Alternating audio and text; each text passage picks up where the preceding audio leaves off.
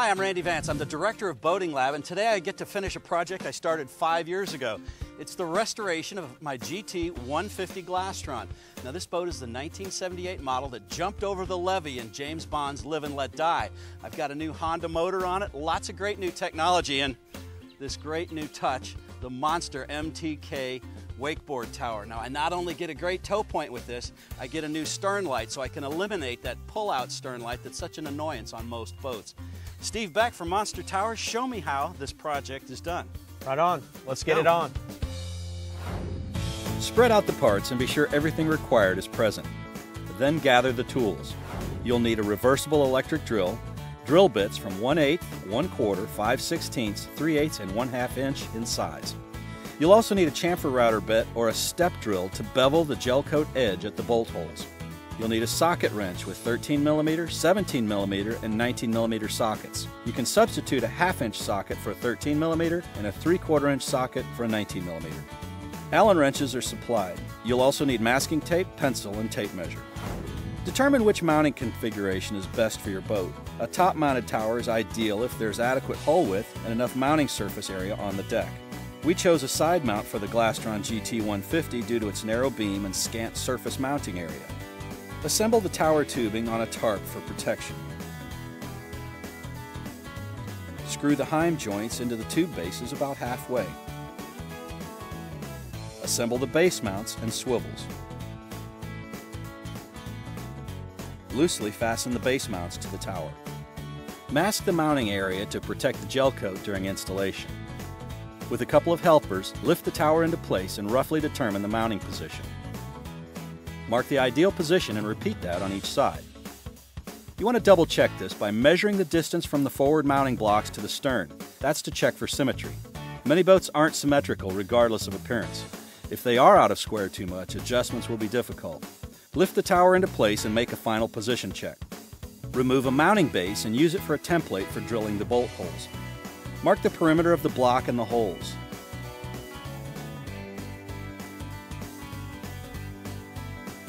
Now check behind the hull surface and clear out any flotation foam.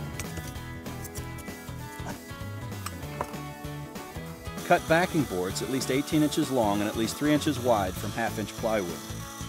Plywood backing boards are secured inside the deck to help distribute the stress from the tower while towing. It will help prevent gel coat cracks too. Glue them in using 3M 5200 adhesive or Sea Life adhesive. For this video we used Plexus for its fast curing time, but it's not necessary for a sound installation. We clamped our backing boards in place by screwing through the snap holes. Alternatively, you could drill 1/8 inch pilot holes for the bolt holes and clamp the block in with 1-inch screws. To drill the holes, begin with a 1/8 inch bit and set the drill to reverse. Drill through the gel coat and the fiberglass before drilling in forward. Progress through the larger bits until you get to the final size.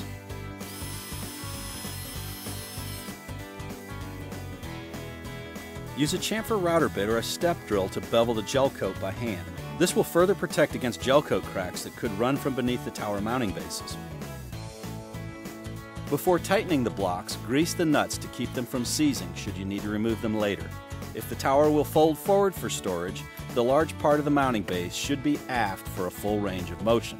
If the tower will fold aft, be sure to reverse them. Secure the base swivels, but just finger tight to assist in determining the block positions on the hull. So let's fit her in place.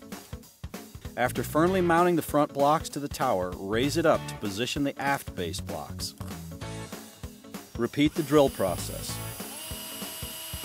Now tighten all the base mounts and swivels, adjusting the swivels to a vertical position. Bolt the aft heim joints to the aft swivel mounts. This part can be tricky and require lots of trial and error adjustment of the heim joints. Adjust the tower by screwing the heim joints in or out until the fit is smooth, and releasing the aft heim joints requires only a little assistance from a buddy to lift the tower, removing its weight from the joint. So you can raise and lower the tower without tools, install the quick release knob. Attach the tether to the swivel bolt. Then screw the knob to the heim joint.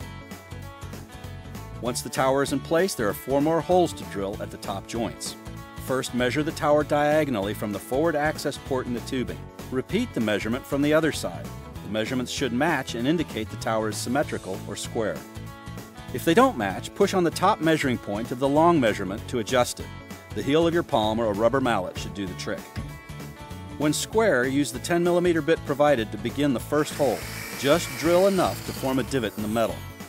Switch to an 1/8" drill bit and drill through. This will make a perfectly centered guide for the entire hole, preventing the 10mm bit from walking aside. Repeat this process on the remaining corners, then bolt it all together.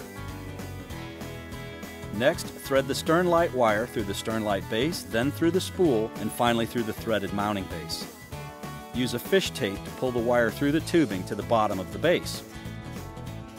Be sure to thread the wire through the grommets and leave enough slack for the tower to fold. Then screw the all-around navigation light into the tower through the nylon tow rope collar. The finishing touch is placing the rubber caps into the access ports on the top of the tower. We didn't immediately get to enjoy the fun new tower, but grabbed a quick ride on a new Zup board a week or so later.